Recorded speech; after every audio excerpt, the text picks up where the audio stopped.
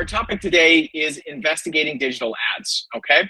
So as you probably know, I mean, ads show up on so many of the websites and the apps that you visit and you use. They are an important economic piece of the internet.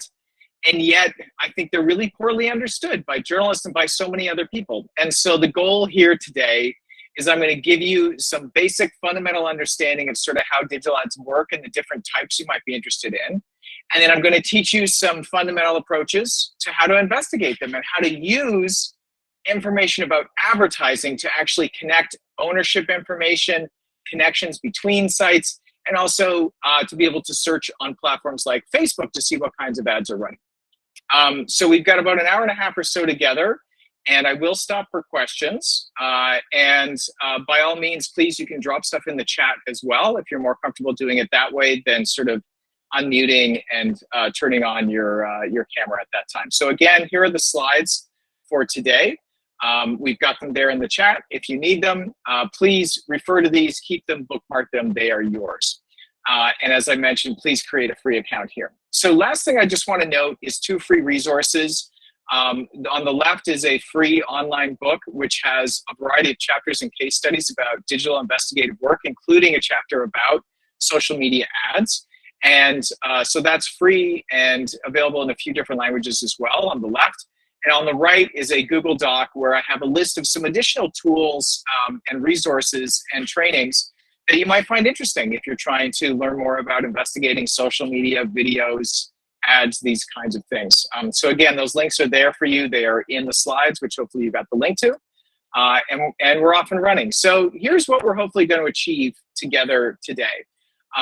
I want to talk about the difference between content and display ads, and also programmatic and direct ads. If all of those terms are new to you, don't worry. That's what we're here for. We're going to start with a really basic thing, but it's something that I think a lot of us sort of browse past as we're on a website or in an app, which is, you know, how do we find and identify the types of ads that might be on a particular web page? And what can that tell us about how it earns money?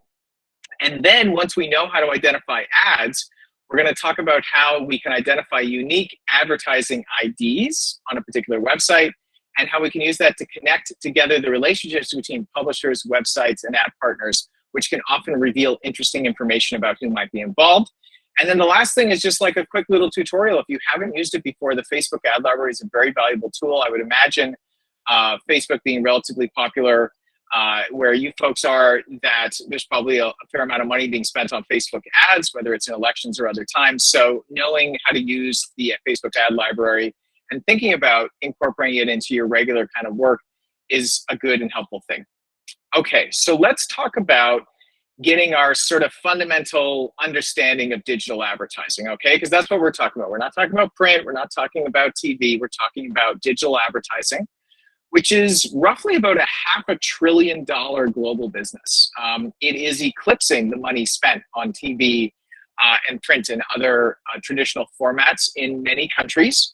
And it's really, when we think about the internet, we think about the web in particular, it's been the way of funding content and services. You know, news websites have always relied really heavily on advertising. And while there's been a move towards some in some countries kind of charging for access, the fact is ads are still tremendously important. And if we think about sites that spread false and misleading information, if we think about, you know, efforts to kind of pollute the information environment, they're also often funded by advertising. When it comes to the world of digital advertising, Google and Facebook take the lion's share of money spent on Google advertising. It flows through their systems or it goes directly to them. They are the big dominant players in digital advertising. And you know, because these are very technology-driven companies, and because digital advertising is very technology-driven, it ends up being really confusing, complex, technical, and as I said off the top, I think poorly understood. And because people don't necessarily know about how it works, we tend to stay away from it and not look closely at it. But you know, there's a lot of fraud, there's a lot of problems and issues in digital advertising, which is why we should be paying attention to it for sure. One of the things that you can think about paying attention to, a simple kind of way of thinking about stories related to advertising, is that, you know, the brands that purchase advertising, they have rules about where they want those ads to appear, and where they don't want their ads to appear. Most brands do not want to appear next to hateful content. Most brands do not want to appear next to really violent content or sexual content, right? And so those rules that brands have, that's sort of called brand safety. They want their ads to appear in a quote unquote brand safe environment. And so if you are monitoring sites that are sources of disinformation, of hate, of extremism, these kinds of things, paying attention to the ads that appear on them is really a useful thing to do, because I can tell you, one of the crazy things about digital advertising is that a lot of advertisers don't actually know where their ads appear. They don't actually know where their money is going. It sounds crazy, but it's true. And I'll give you some examples in a second. And so, that's one example of the way ads can be really useful for research and reporting. It can help us answer a fundamental question of who is funding something. And it also can point out cases where this funding is unintentional and in fact is breaking the rules of a brand or of a big ad network, whether it's Google or a big platform like Facebook. So those are some of the things to keep in mind in terms of context. Now, as I said, sometimes you have ads showing up in places that the advertisers would never want. And so you end up getting stories like these where, whether it's on YouTube with, extremist channels getting ads for, resorts, whether it's kind of, clickbait and hate content in Myanmar, for example, using one of Facebook's money-making programs for advertising to earn money. This is the kind of stuff that we see, and it's the kind of stories that you may want to think about pursuing in your own work and in your own country and where you are focused. Okay, and just to give you a sense again, because this is about money, this is about people buying ads and money from those ads flowing to the publishers that display them and to the facilitators like Google that help place those ads. There's been estimates about the amount of money being earned by disinformation sites. This one on top is about English language disinformation sites, claiming that they brought in about 25 million in ad revenues. And this was from, during the COVID pandemic, just in 1 year. And then the other thing that I mentioned before is that it sounds crazy, but it's true that brands often have no idea where their ads are appearing. And brands often, in some cases, can't even trace where all of their money went that they spent. Crazy, isn't it? So this was kind of a really important study done in 2020 that found that up to 15% of ad spending can't actually be accounted for. It goes into the system and nobody knows who ends up getting that money. And if you have that much of confusion and opacity, that lack of transparency, you can imagine all the ways this system can be abused. And so because of that, we should be paying close attention to it. Lots of stories to be found.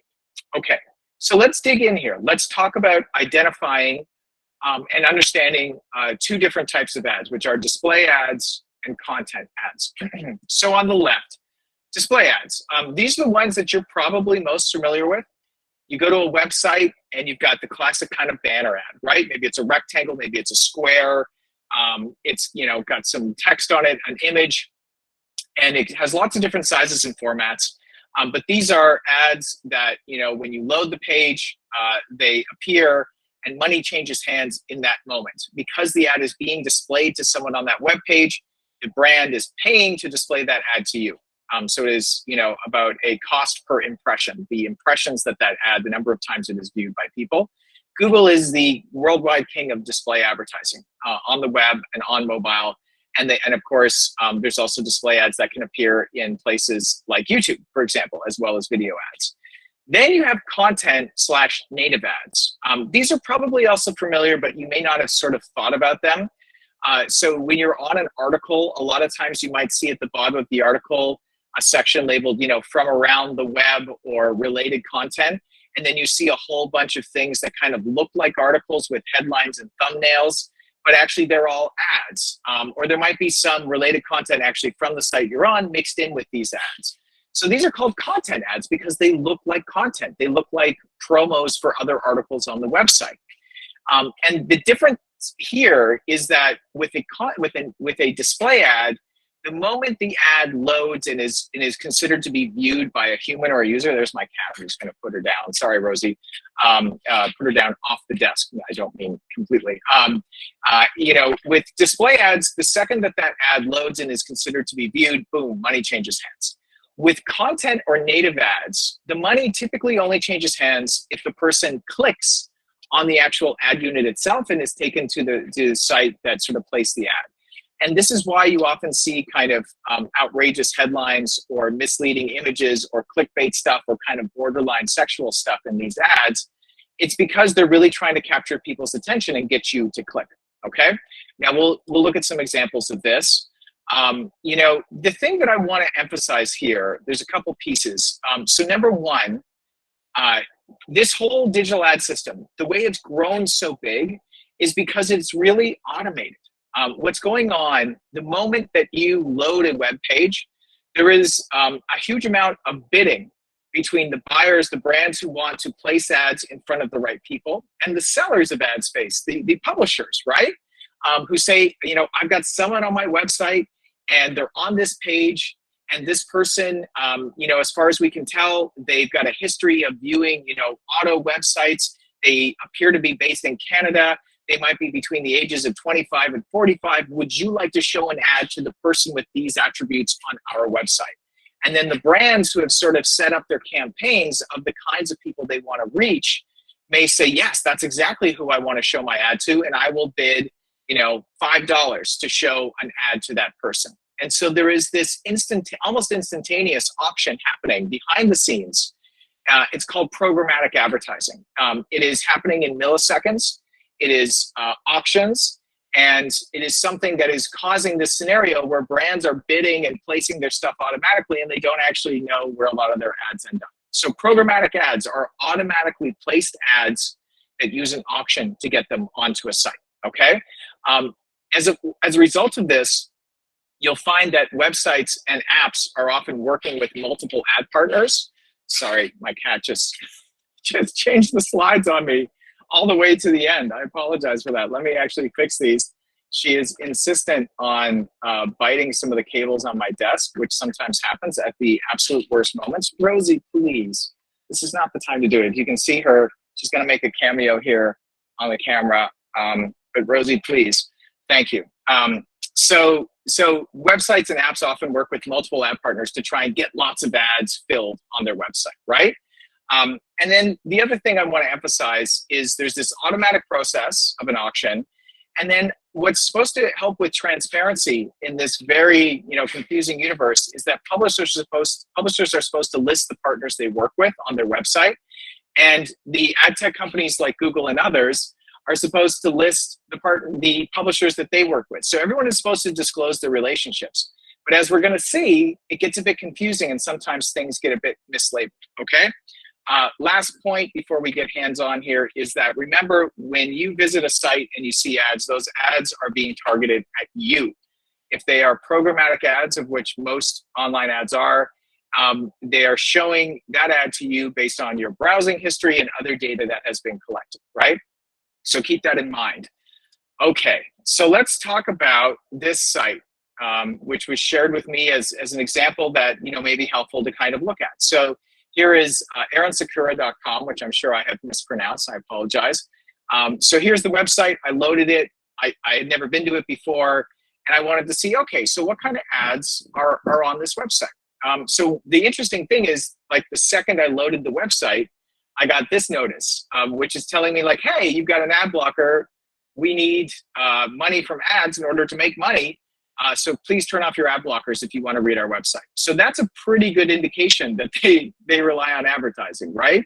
And so right away, I felt like, okay, this might be actually a good website for an example here. So I turned off my ad blockers, and I then continued to the site. So here I am on an article, and here is an ad on this page, right? I'm sure you can all sort of see that. This is an example of a display ad, right? Looks like a banner ad. And so then the question is, okay, we can see that this is an ad for a company in Canada named Square Made. You can see, again, this is targeted at me. I visited the site. I had a Canadian IP address, so they were trying to target this at a Canadian. But how do we find out more? How do we find out, like, how this ad got on the page? How do we learn more about what's going on and who the partners are? Now, the answer to that is in the upper right-hand corner here. So this is kind of a industry standard. It's a bit of kind of self-regulation that big advertising platforms like Google participate in, where they want to make it easier for consumers to be able to learn information about the ads that they are being shown. And so in a display ad, you should see these icons here in the upper right hand corner. If you take your mouse and you hover over the eye with a circle around it, this is what you're going to see. It's telling us that this is a Google ad. This is an ad that was placed using Google's ad network, which is really the biggest ad network in the world. There's like millions of websites that are getting ads placed on their site thanks to their relationship with Google. And we now know that Arid Sakura is one of those partners, right? So, okay, now we know that the site has some display ads on it. It's working with Google to place those ads, but perhaps not only with Google. And just from a few seconds, we can start to figure that out. Now, if you click on that link, it would tell you, that in this case, it told me I was seeing this ad based on my similarity to groups of people that the advertiser is trying to reach according to your activity on this device. Very generic information, isn't it, right? Like this is where the sort of industry self-regulation piece comes in, where, it's great that you can see that this was a Google ad. It's great that they can give you some info about why it was shown to you. But let's also look that this is pretty generic. My similarity to groups of people that the advertiser is trying to reach, okay, so I'm somehow similar. And this is based on the activity on my device. So based on the activity on my computer, that's the info I get.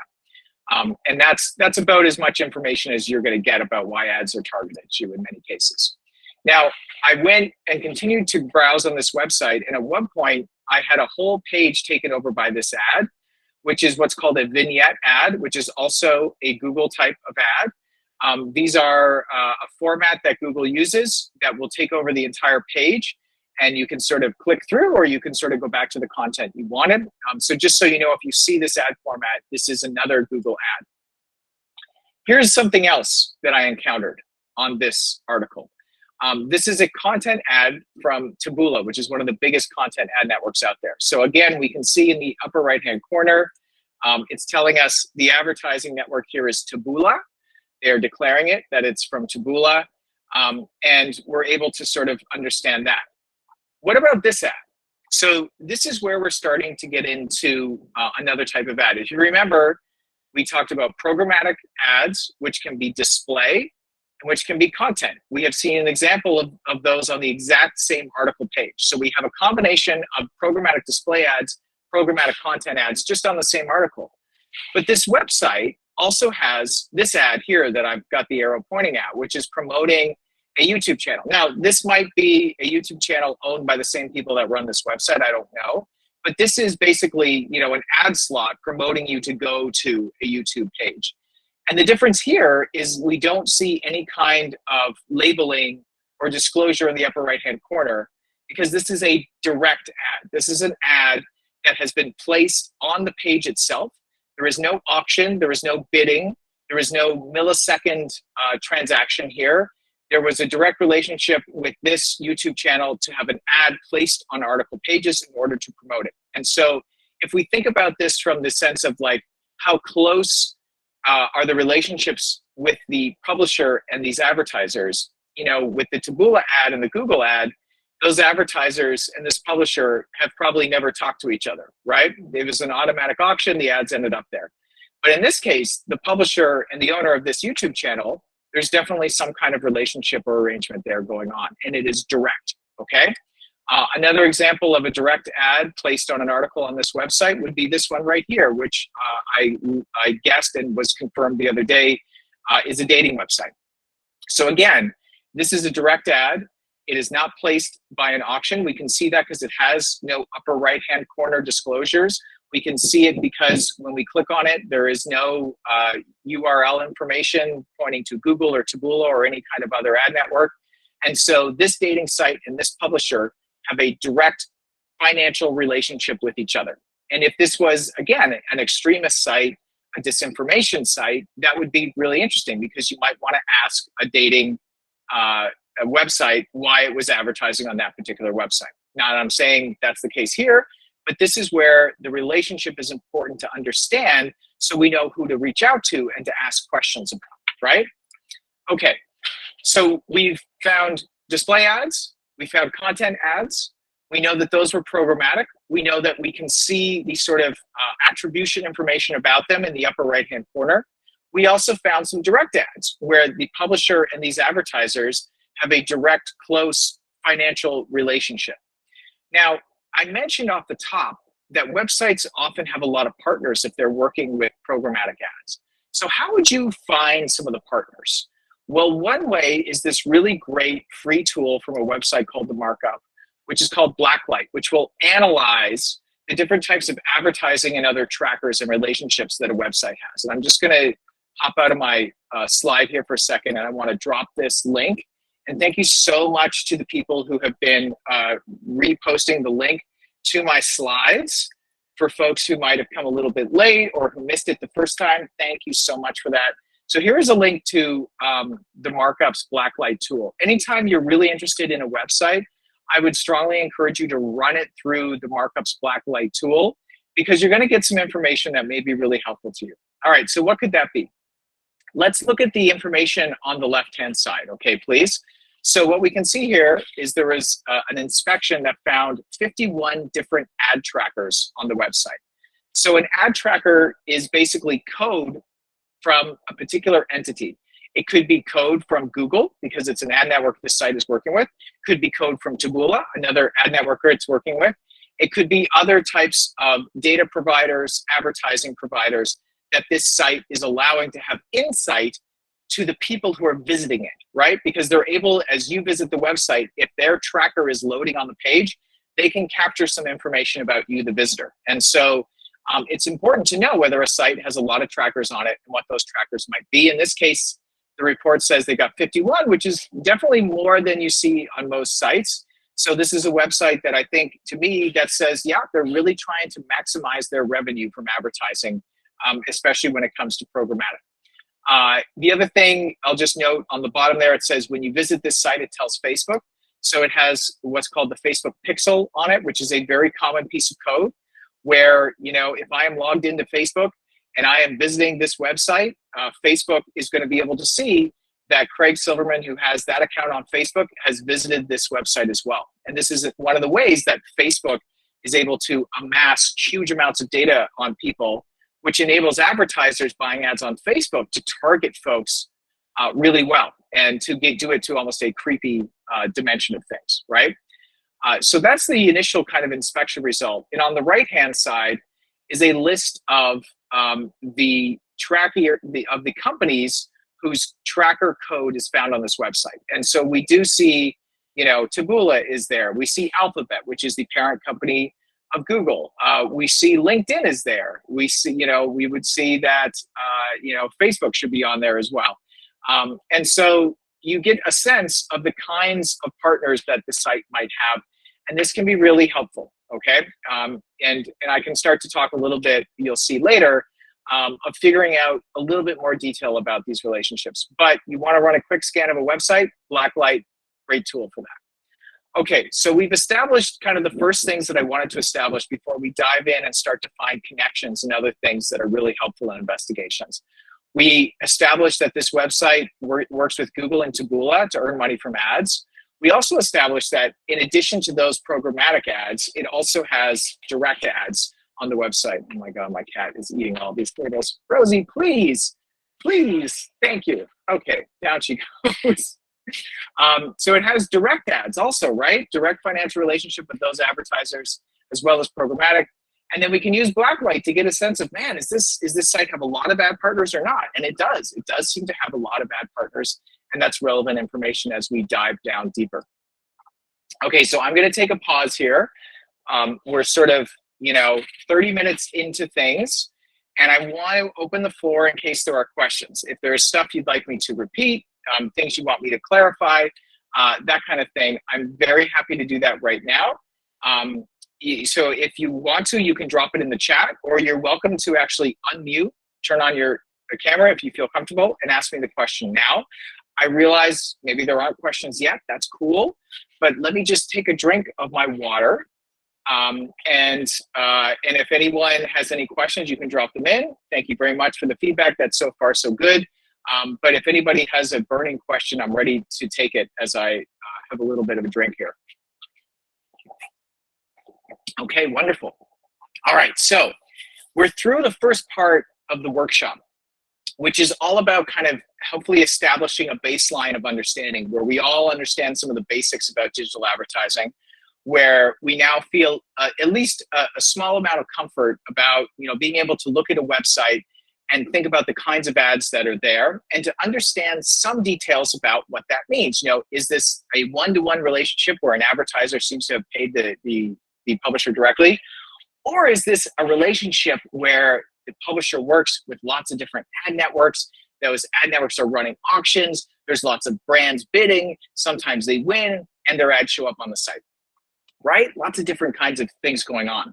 But what's beautiful is we can start to really dig into these relationships and find connections and find people and companies involved in advertising. And this can be really helpful, for example, in establishing the ownership of a website.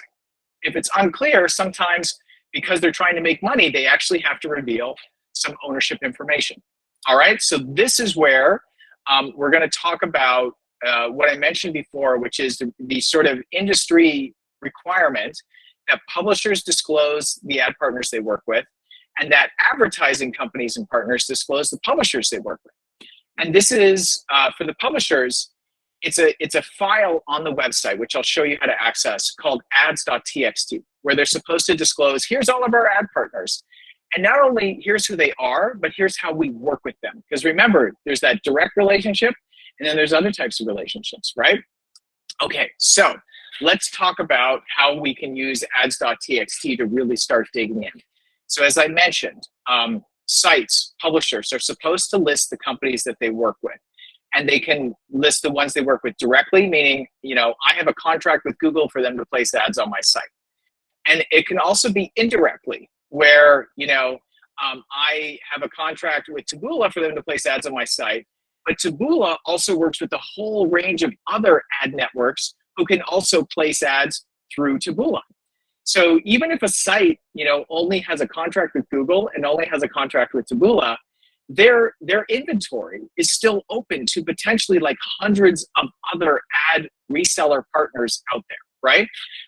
And so in order for us to understand who those direct partners and reseller partners might be, we can look at an ads.txt file. And if you look at my second bullet point here, you can see that the ads.txt file for the website we've been looking at is aaronsekura.com/ads.txt. I'm going to show you that in a second. I want to underline that we are most interested in direct records, okay? And we are going to use a wonderful website that I've encouraged you to sign up for a free account on called well-known.dev to kind of help us read these very complicated files in a way that makes sense. So let's take a look at this. The first thing is, what does an ads.txt file look like? Well, here is the ads.txt for the website that we've been using our example, okay? aaronsekura.com/ads.txt. And we can see here that, who's the first one listed? Well, it's google.com. So it says google.com, and then there's a comma, pub-117 and on, comma, direct, right? So this is what I'm talking about. They're saying that, look, we have a contract and an account with Google. We work directly with Google in order for Google to enable auctions to run and to place ads on our website. And that PUB dash number there is really interesting, okay? That is a unique publisher ID in Google's system, okay? So the website, aaronsekura.com, is linked to that unique publisher ID. And that unique publisher ID could also appear on other websites if the people who own that account with Google also happen to have other websites. And that's something we can look at, right? We can also see there's a Taboola record there that is listed as direct, and it also has a unique ID, 1104827. So when we're trying to figure out connections between websites and ownership of websites, sometimes people don't list their name. Sometimes in their domain registration record, they don't have anything. But if they want to make money via advertising, they have to get a publisher account with some advertising networks. And that publisher account may actually reveal some things that they've been trying to hide, okay? So this is where we can kind of dig in with well-known.dev. If you look at this file, it's kind of confusing, right? It's like direct, reseller, it's all these digits. it's a bit much to look at. So let's figure out how to look at this in a way that makes sense to the human eye. And this is where we go to our friends at well-known.dev. Okay. Again, please sign up for a free account here, because when you have an account and you are logged in, you are shown additional data that you do not see when you are not logged in. So if you are following along with me and you've loaded well-known.dev, but you did not create an account, there are going to be things on my slides that you don't see. And that's the reason. You need to create an account and you need to log in. All right, so here we go. Basically, you can go to well-known.dev and you can put in, the address of a website, and it will take you to the ads.txt data for that particular website. Here's the site. We can see that it was scanned earlier in the month. And one of the first things that you get on the page, if you're logged in, is this kind of confusing supply chain graph. Okay. This is an attempt to visualize the relationships between a website and the ad systems and other websites that might be working together. The thing that I would say about this is that, one, these can get very complicated. This is actually a very simple one compared to others I've seen. And in those cases, it's just a nightmare and you can't really use it. But in this case, what's kind of interesting to me is that, you've got our website, aaronsakura.com. And if you see, there aren't really clear arrows connecting it to the partners like Google and Taboola, which it says it has a direct relationship with. But if we look at that sort of pink reddish site, kishandunia.com, that has arrows connecting it directly to Google and connecting it directly to Taboola. And so to me, when I look at this, it says, it seems to me that Aaron Sakura and Kishandunia, I'm so sorry, I should have learned how to pronounce these. I genuinely apologize. It seems to me that they are connected because they seem to be sharing Google and Taboola relationships. And we can start to pull that apart and understand more. So as you scan the page here from well-known.dev, it has separated out for us very conveniently the direct records in the ads.txt file. So everything in that list that we saw that was labeled direct is here. And the thing that always stands out to me is the little number in the brackets after the seller ID. So you can see there's a bracket with 4 for Google. There's another Google Publisher ID, has 255, and there's Taboola, which lists 2. The rule that I would say here is that the lower the number, the more interesting it is, because what often happens is people mislabel things as direct that are actually not a direct relationship. In this case, I can tell you that the Google ID there with 255 other records connected to it is actually one that's connected to Taboola. That is Taboola's publisher ID. It's confusing, isn't it? And it's frustrating. But this is why when you look at the direct records, you always have to look at them and see if it makes sense for something with 255 or 1,000 or 5,000 records to be in direct, where the numbers should be much lower. And so let's sort of look at this a little bit more closely. We see there are 5 direct records. We see there's Google. We see there's Taboola, where there are multiple other sites connected. When we scroll down and we look at the details for these direct accounts, the Google that had 4 connected ones and the Taboola that had 2, we've got some identifying information. So again, on this website, if they're not telling what company owns it, if they're not telling you people behind it, we just got a very strong lead here, which is that in Google's advertising system and in Taboola's advertising system, they both linked to the domain kishandunia.com, right, which is what we saw on the graph. So strong connection between aaronsakura.com and kishandunia.com. They're both earning money from the same IDs. The money for both of these websites with Google and Taboola is going to the same accounts, basically. And then we can see we've got 2 different kind of company names here, which tells us that it appears, connected entities together are earning money from them. So again, if you are trying to figure out who owns a website and who's getting the money from the advertising on a website, you should go to well-known.dev. You should see if there is identifying information connected to any of their direct seller accounts, because this can be really, really helpful, okay?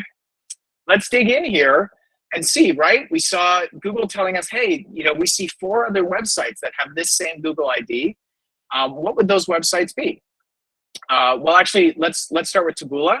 So what we see here is that aaronsakura.com and kishandunia.com have the exact same Taboola unique direct ID on them, right? So we know that there is a strong connection between these two sites because the money being earned from the Taboola ads on them is going to the same account, which would probably mean the same bank account. So we have established really what appears to be a financial connection between these two websites based on their shared Taboola ad account. What about Google? Well, we go to the Google ID that lists for, and there's our friends at kishandunia.com, right? So Google and Taboola money flowing to the same place for those two websites. And we actually get a couple other ones that we would want to investigate, wouldn't we? We get pnews.space and we get viralnewsupdates.com. So what this is telling us is that the Google ads appearing on pnews.space and viralnewsupdates.com are both using the same unique kind of ID on these two other websites. And the money for these Google ads appears to all be going to the same place. So this is, again, indications of a financial connection between these four websites and absolutely between these two, right? Because it's Taboola and Google, whereas with PNews and Viral News Updates, it's just Google.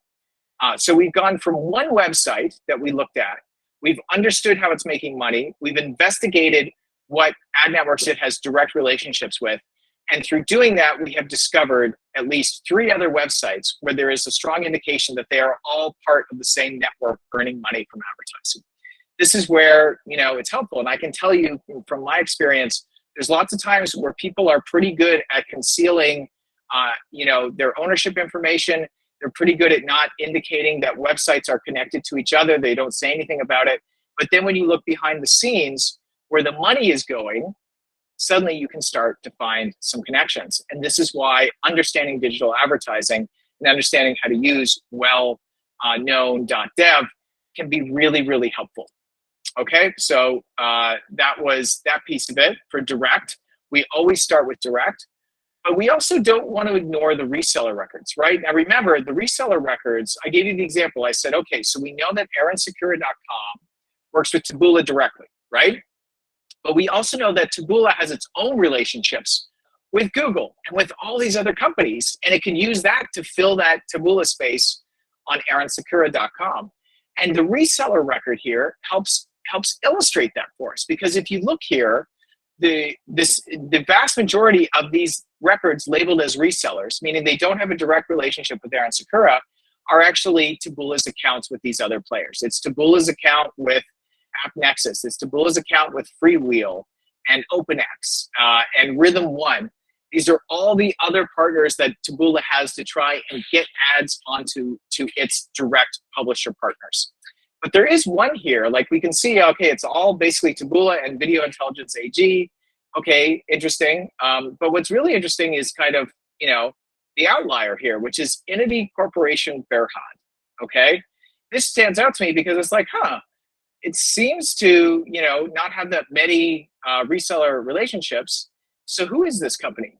And I mean, look, this is a really simple sort of path to start going down.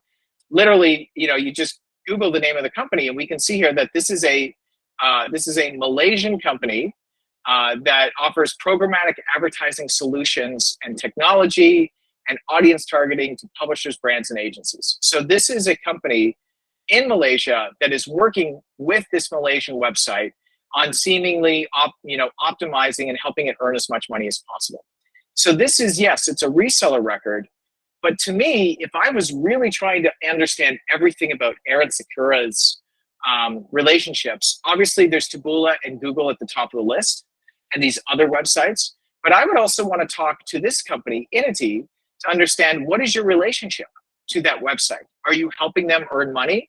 Are you helping them optimize their advertising? Do you work with them? And depending on the story you're doing, this may be a case where Entity is working with a website that is, spreading disinformation, spreading extremism, what have you. And so this is an element where we can bring accountability. We can go to Google and Taboola and Entity and say, you are working with this website.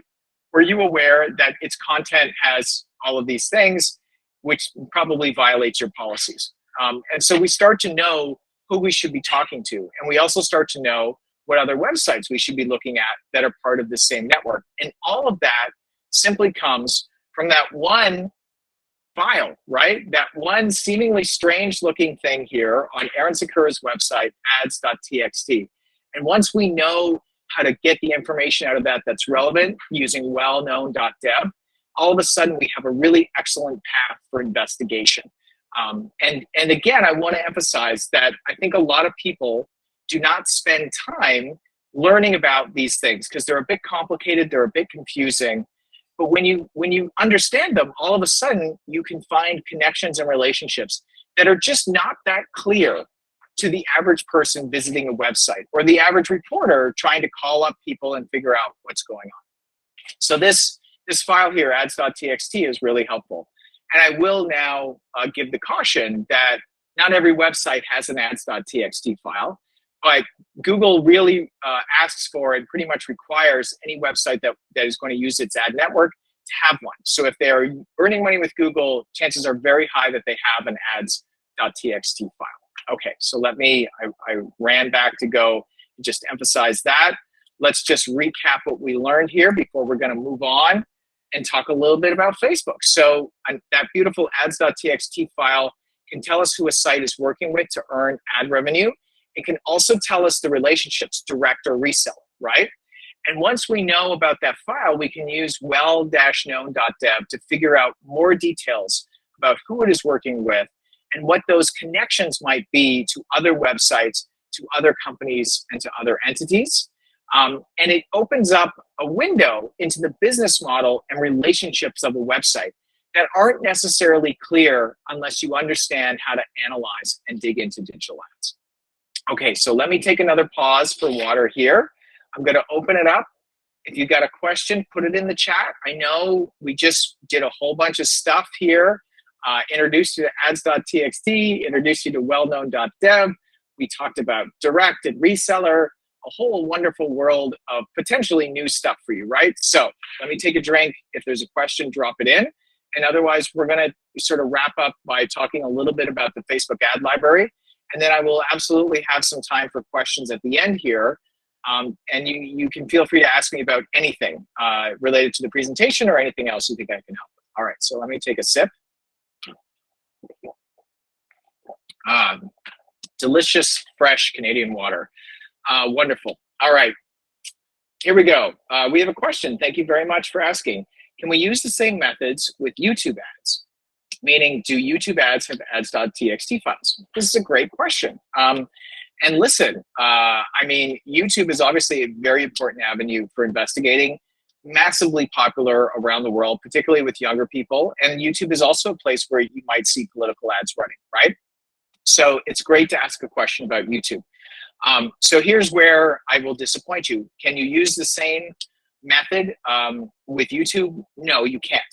But here's the good news of that. As you probably know, YouTube is owned by Google, right? So ads appearing on YouTube are flowing through Google's systems. So we don't, as a starting point for YouTube, we don't need to guess or figure out who YouTube is working with. We know YouTube is part of Google, and any ads that appear on YouTube have flowed through Google systems. So instantly we've answered a really important question of like, who does YouTube work with to make money? The answer is Google. But we also want to be able to analyze ads on YouTube, right? We want to figure out who is advertising on YouTube and how much are they spending, right? And so I want to actually show you a free tool here that you may find helpful. So it is called VidTow. I'm going to drop this in. This is a free tool for searching and getting some information about ads on YouTube, okay? So you can sign up for a free account. I encourage everybody to do this. And what you can see here is that basically you can search for something. I like to, let's take an obvious one. Let's search for crypto, where there's lots of shady advertising on every platform. So if we look here, it's giving us, top videos that this system has identified as being videos that have been boosted with advertising. So these are videos that are hosted on YouTube, which have run on YouTube as an ad, okay?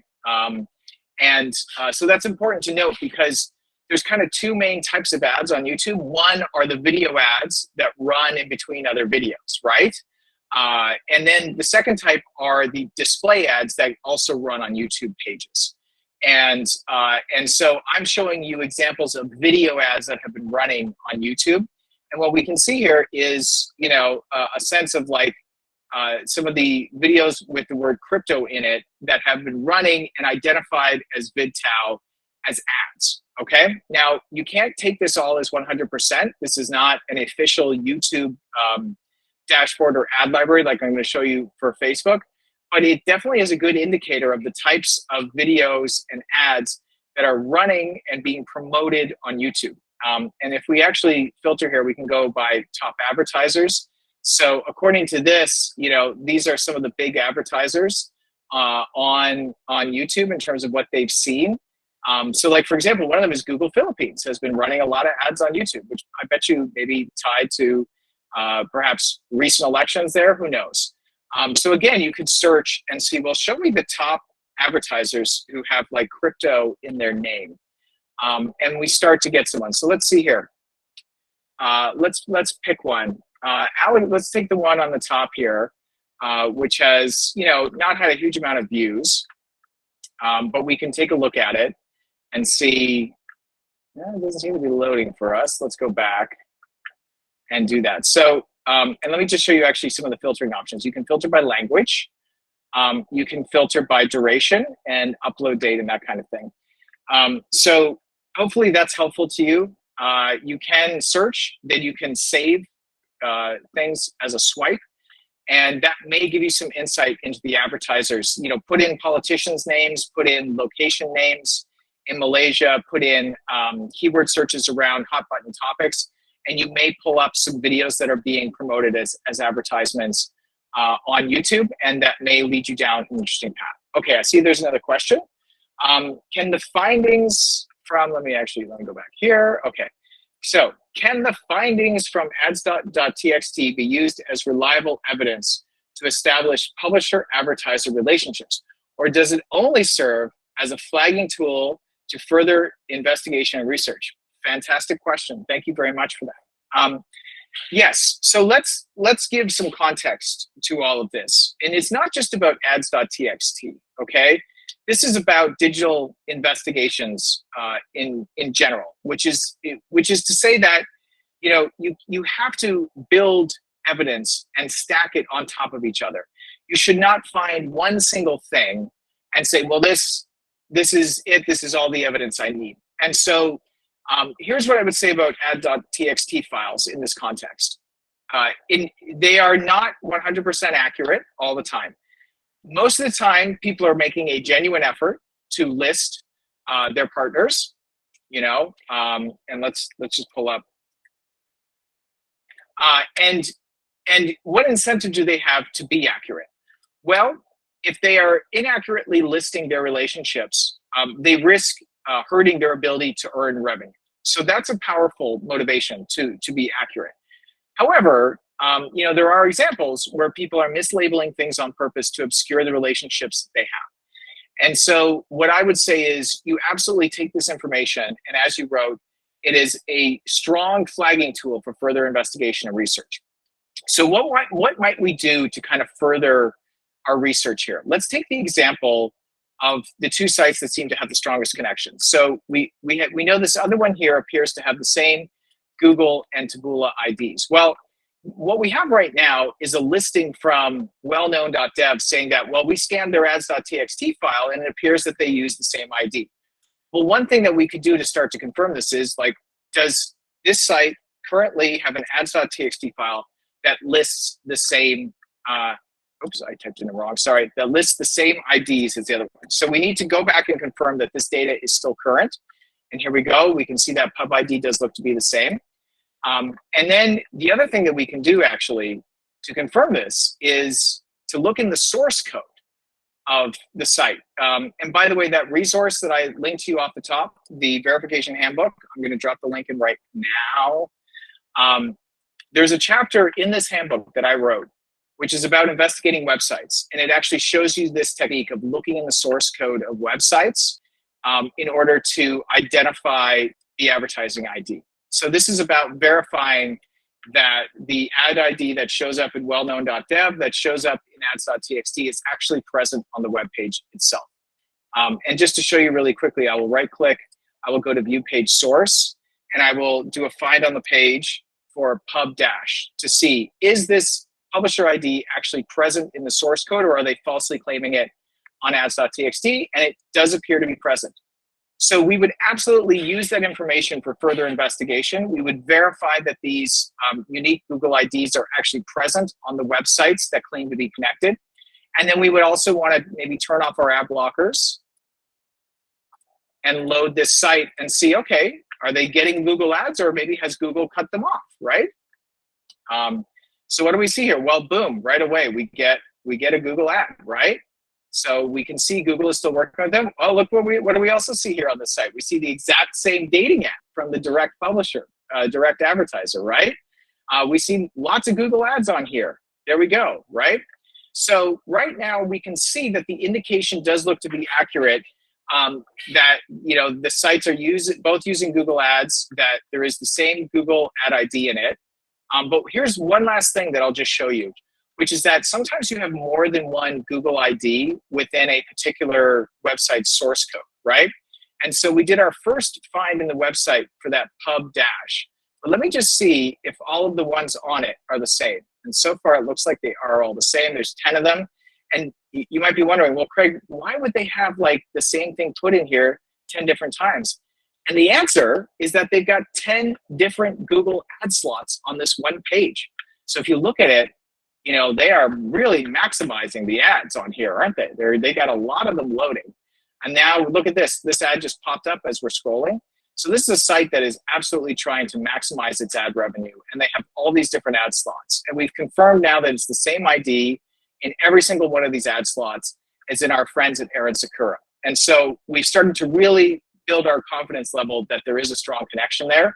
And I would say from there, the fact is that this is a single Google ad ID, and the money earned by that single Google ad ID goes into one account. And so that is a very strong financial connection between these websites. The exact nature of it and whose bank account and who gets that money, well, this is a great place where you should be developing human sources, talking to people who run these websites or used to work for them, and try to confirm those additional details. So that was 2 great questions. I went off on 2 whole tangents of other stuff, but hopefully it's helpful to you. And the takeaways are VidTow, great free tool for potentially finding video ads running on YouTube. And the second one is just how do you verify data you're getting from ads.txt. I showed you some methods that I would apply, and I linked you to the chapter there in the verification handbook, where I actually describe in detail that sort of identifying Google ad IDs in the source code of a web page. All right. Thank you for those questions. That was great. I mean, I enjoyed getting to answer them, and I hope that's helpful for everyone. What do you say we soldier on here? We take another maybe 10 minutes, 15 max, to talk about Facebook ad library, and then I'll open the floor up again to some questions, if that sounds good. Okay, so we're switching gears here. Remember, we said there are 2 big gorillas in the world of digital advertising. One of them is Google, and we just went on a whole Google trip, didn't we? Even threw a little YouTube in there. Thank you very much for that question. Now, we're going to set Google aside for a second here, and we want to talk about Facebook. We want to talk about ads on Facebook, okay? Now, as you saw when we looked at Blacklight for aaronsakura.com, we saw that website, when you visited it, it was sending data to Facebook about you visiting, right? And I sort of said very quickly, hey, this is one of the reasons why Facebook is so big with ads, is because they're gathering data just not about what people do on Facebook and Instagram, which is like a huge amount of data, right? They're also gathering it from all the websites around the web that you might be visiting.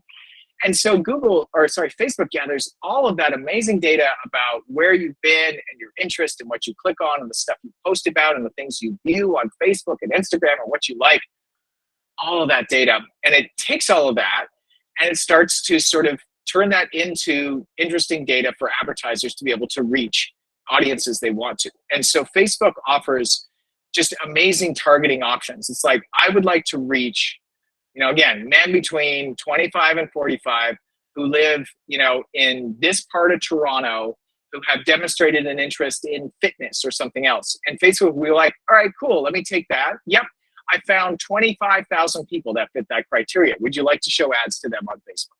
I mean, that's literally how it kind of works. And so you have a menu of options to target ads at people on Facebook. And you can run ads across its properties like Facebook and Instagram. Facebook also, although it's not as big of a deal anymore, Facebook used to help place ads on website partners as well, similar to what Google did. That's a much smaller part of its business now. And here's the thing to know about Facebook, and when you're looking and researching ads on Facebook. Similar to Google, Facebook has a set of rules about the kinds of ads that are allowed to appear on Facebook. Google has rules for the kinds of ads that can appear on their platform. Facebook has ads that can appear on theirs. And in either case, if you find ads running on these networks that clearly violate their policy, well, that could be a story right there. Let me give you some examples with Facebook. So you're not allowed to advertise alcohol, sexual services, tobacco. You're not allowed to do things like, if you're pitching a weight loss thing, you're not allowed to show before and after pictures of people. You're not allowed to make sensational or overly sexualized claims. They've got a whole set of rules, okay? And these are publicly listed, by the way. Facebook doesn't hide them and Google doesn't hide them. Now, with Facebook, particularly when we talk about elections, Facebook in most countries has set up a separate process for election and kind of social issue advertisers. So if you are trying to run ads promoting a candidate, if you are trying to run ads talking about an issue that Facebook has deemed kind of a social issue of importance in that particular region, you need to go to Facebook and say, I would like to register as a political/issue advertiser. You have to prove that you are based in that country, and then you're able to get up and start running ads. And the beautiful thing for nosy people like all of us is that the ads that are labeled as political or issue ads are actually archived in the Facebook ad library. They're there for, I believe, 7 years. And so you are able to search and see ads that are no longer even running. Maybe they ran 6 months ago or 5 years ago. And you are able to look at those just by keyword searches, okay? Now, you might be wondering then, so, okay, if that's the rule for election advertisers, if that's the rule for social issue advertisers, they have to register, they have more oversight, they get archived. What about just like people advertising shoes? What about people advertising, the local bookstore? Well, here's the rule on that. If the ad is currently running, if there is an ad that is active, and you search for, a particular brand of shoes, Facebook will show you all of the ads that fit your search criteria. But the second that ad stops running, the second that the person who paid for it says, okay, I'm done, the campaign is over, it will not show up in the ad library anymore. So ads that are not election ads, that are not issue ads, are not archived in any way.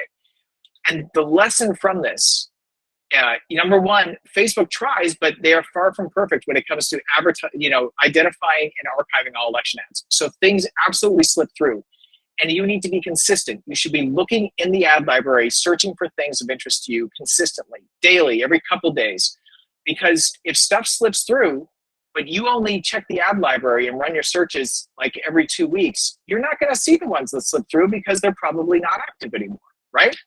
Okay, I'm going to show you examples of this too. Okay, cool.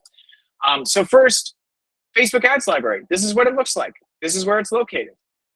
You need to turn off your ad blockers in order for the Facebook Ads Library to work, okay?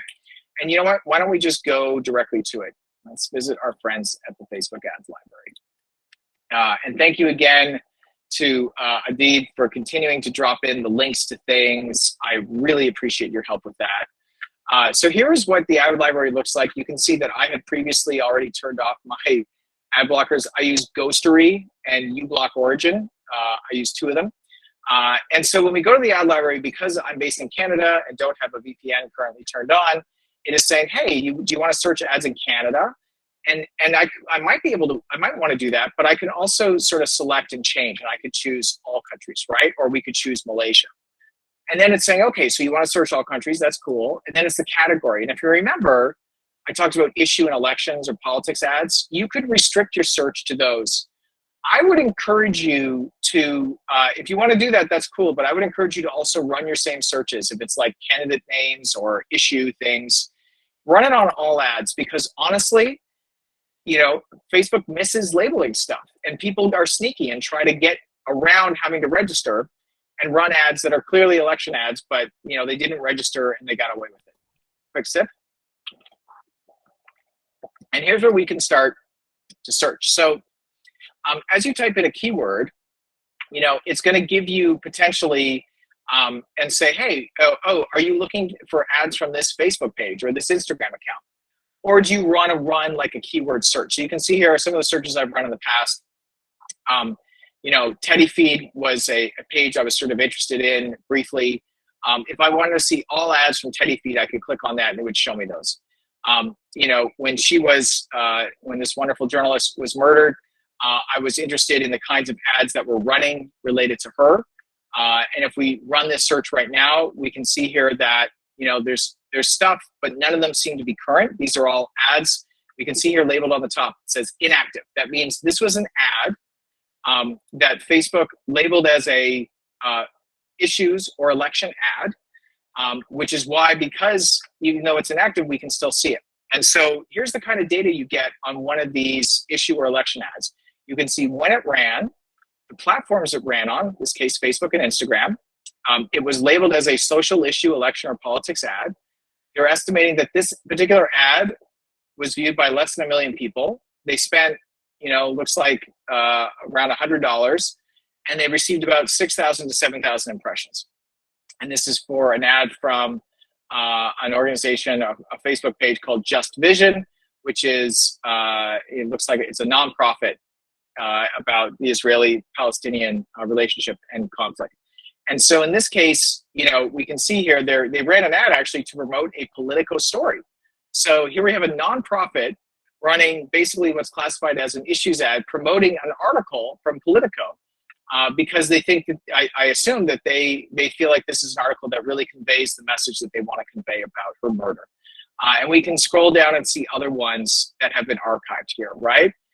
And so it's helpful because we can see here, look, Amnesty International and an organization in Germany and other nonprofits, Honest Reporting Canada, and so we can see here kind of the battle over the narrative of the murder of this, prominent and wonderful journalist. And you can see how it played out in ads on Facebook. And because these were all classified as, issue ads, they are all here for us, months later to be able to view. Okay. So that's the kind of result that you might get. Now, again, in that case, we were searching for her name, but if you wanted all the ads from a particular Facebook page or account, like we can see, here is a Facebook page. It's got about 41 active ads.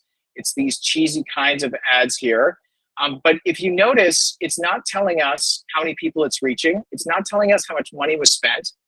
And that's because Facebook does not give you that data for ads that are not issues ads or elections ads. So issues or elections ads have more disclosure about who paid for it, have more data about who they reached and how much money was spent, and they are archived. Whereas just your regular old ads running from a page that aren't election or issues ads, you can see some detail about them, but you don't get the money info, right? You'd get pretty basic stuff about it. And so that's an important contrast of what you see here. And so we can see it's like these are all active ads. They've got 40 active ads for this kind of junky content. But the second that they stop running these ads, they're going to disappear and not show up in our search because these are not election ads.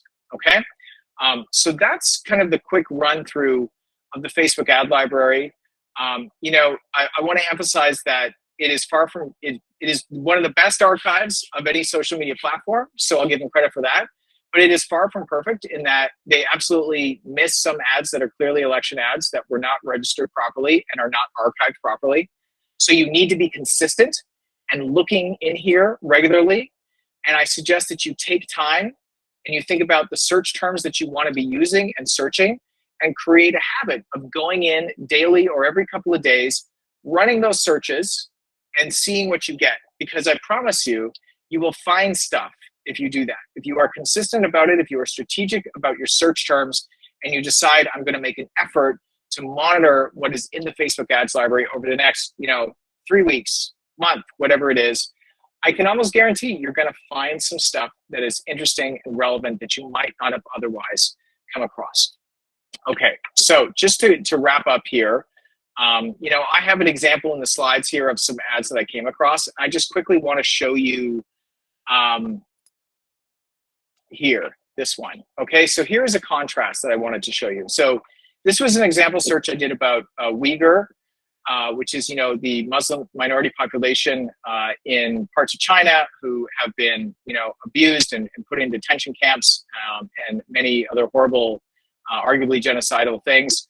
And in this case, we can see here that there's two examples. So on the left, we have a properly labeled election type issue ad, which mentioned Uyghurs, and it was properly labeled and properly archived. But on the right-hand side here, this is an example of an ad that was running on Facebook, which clearly was about the issue of the treatment of Uyghurs in China, and it was not labeled properly. It did not show who paid for it. It did not show how much they spent.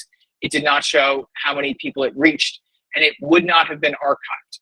And so this is the kind of thing that you can come across. On the left-hand side, this is where the process worked properly. On the right-hand side, clearly a political or issues ad that Facebook did not identify. And so this is what I'm talking about when I say if you look and you are consistent, you will come across things that are improperly labeled or come across things that violate Facebook's policies and should never been approved as an ad in the first place, okay? So what might we consider when it comes to the Facebook ad library? Well, are there differences between the things that a person, a candidate, or an organization are saying sort of out there normally in the course of their business, and then the message they send in ads? Sometimes there's a disconnect between, the posts on a Facebook page or an Instagram account, and then the ads that they might be running. Maybe one is more extreme than the other, right? Think about what is the purpose of the ad? What are they trying to do? Are they trying to get people to, sign up with their email? Are they trying to get these people to donate? Think about the point here. Think about the strategy of why someone would pay to run that ad. Is it clear who's behind it? Are they obscuring it through, through some weird person or some weird organization you've never heard of?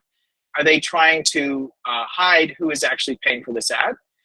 And then I always think about, am I viewing an ad that is clearly violating any of Google's ad policies? And any of those things, depending on what the answer to those questions are, could be a story, right? Could be something worth researching more. All right, so our final recap here. The ad library, it's really excellent tool for finding active ads about any topic, as well as archived ads about politics or social issues. When you think about your searches and are strategic and consistent about it, you can find new actors, new organizations, people, notable campaigns, seeing how people are battling over an issue, seeing how the narrative is trying to be controlled, seeing how people are trying to be influenced in this overall battle for attention.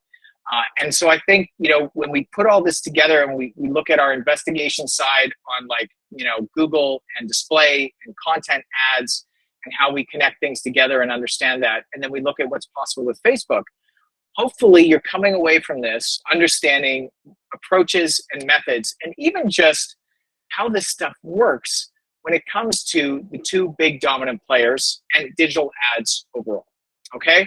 I'm really grateful for your time. I'm grateful for the questions I've already received. And I would like to open the floor now. If there are any additional questions, feel free to ask about anything that has been covered so far. And if there's anything that I have not talked about that you're curious about and you think I can help, it's up to you.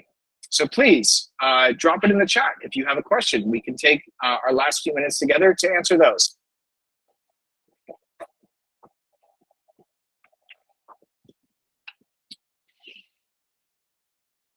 All right, we'll see if anybody has anything. And let me just pull up here a reminder. Actually, sorry, I haven't dropped the links into these yet. Let me do that now. We just wait to see if there's any final question. I realize perhaps you're sitting there and maybe you're feeling a little bit overwhelmed, but I hope that it's also feeling empowering because you have these slides. You've now gotten a decent grounding in this stuff, and you can think about testing it out and trying it. And, as I said at the end there, one of the most simple ways to do this is to review the slides, make an appointment on your calendar. Maybe it's, sometime later this week, to just scroll through these slides again. And then the other thing you could do is start making two lists. One list is a list of websites that you're interested in that you want to investigate the ads of.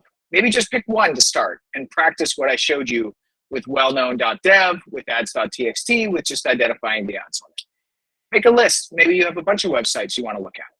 Second thing that you would do is a list of keywords and a list of Facebook pages, Instagram accounts that you might want to be searching, right, when it comes to the Facebook ad library.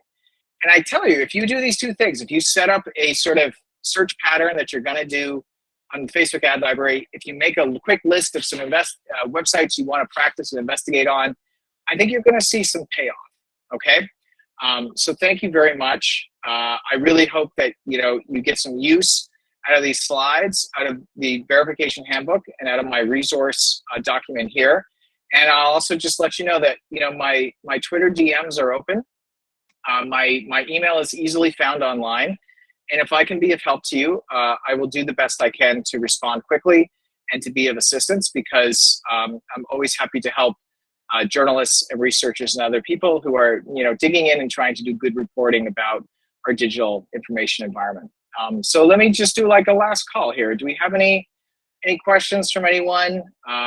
Throw anything out. I'm happy to do it. I'll take another sip and just sort of see.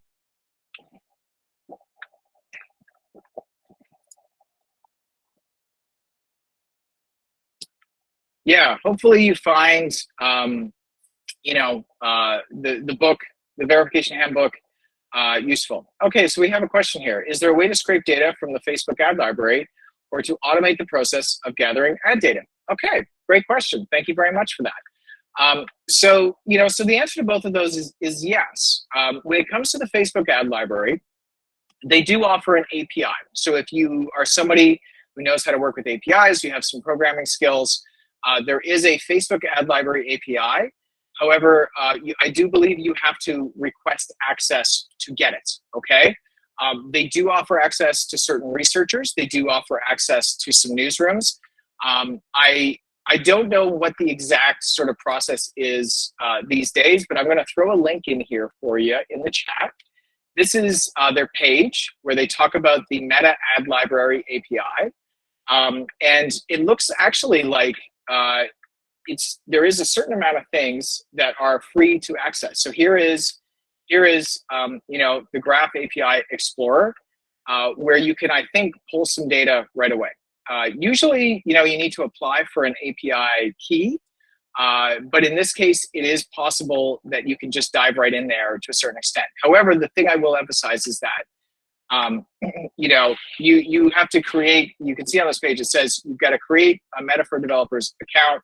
You've got to do a few things in order to get in there. I do believe that what you get for free here initially is limited. And there is actually, if you are an academic researcher, let me just pull up a link to this. There is a relatively new program at Meta called FORT, which is Facebook Open Research Team, I think. I forget what the acronym stands for. But FORT is Facebook Open Research and Transparency. So this is a place where if you are an academic researcher, unfortunately this is not available for journalists like me, dropping the link in, you can actually apply to get access to additional data around API. So there's ad library tools, there are other types of data that you can get. So that is your best option when it comes to Facebook. When it comes to automating the process of gathering ad data overall, I can tell you I'm working on a project kind of related to this stuff right now, and I'm not a programmer. So there's a data journalist, well, two data journalists actually working with me on it, and it is actually quite difficult to effectively gather ad data from a wide range of websites. There are, however, tools out there that do aggregate data about advertising. And so one of them, which has a free option, but I hesitate to give it in workshops like this, to be honest, is because all of these tools are very biased towards like English language and Western European websites and advertisers. This is an experience I'm sure you get a lot, where it's like certain tools and resources are really effective for that part of the world, but they don't do as well when it comes to Asia, when it comes to Latin America, when it comes to Africa. They just, they're just not effective in these markets. So you can check out AdBee, which is a way to view ads appearing from certain advertisers and on certain websites. There's also a tool called Pathmatics, which is currently owned by a company called Sensor Tower. And sometimes they are willing to run reports for researchers and journalists in order to tell you about advertising from a particular brand or on a particular website. And so those are two options for you to kind of get those larger, kinds of data sets, because it is very resource intensive and time intensive to do the scraping yourself, is what I would say. And so hopefully those resources are helpful to you in terms of getting that larger scale data and automating some of that. Clearly when it comes to the Facebook ad library, there are some options for free instantly. And then if you want to go the route of applying through Fort, there's more there that you can possibly get. And you should definitely try playing around with AdBee, because as I say, they have a free account level. It's just like, I got to tell you, like, I don't think they're going to do great for more local and regional websites and advertisers, but it's always worth a shot. So you can try it out. Thank you for those questions. Anybody else have a question? Happy to answer any other questions that pop up. Cool. Yeah, my pleasure. Thank you, everyone who has asked a question. They've been great because, there's a certain amount of information I put in the workshop, and I'm mindful of overloading people because I'm already like throwing a lot at you, right? But it's wonderful when you get a question and suddenly I can tell you a little bit about YouTube, or I can tell you a little bit about, the Facebook ad library API or these other things. If you have a particular area of interest that I didn't cover, you can ask me about it. Maybe I'll have something for you like I did for these folks. So yeah, last call. Any other question? Otherwise, we can certainly wrap up. And as I say, the slides are yours, and I do my best to try to be responsive to people if they reach out and they're looking for help from me. Yeah, okay. I think we might be done for questions. It's been wonderful to have this group of you here. Thank you for sticking it out to the end. Thank you very much for having me and letting me take part in this. I really hope it's useful to people. And, if anyone does a story or any kind of research or work where you include anything that I have shown you today, please send it to me. It makes me very happy, okay? And with that, I will pass it back to you. Thank you so much for having me.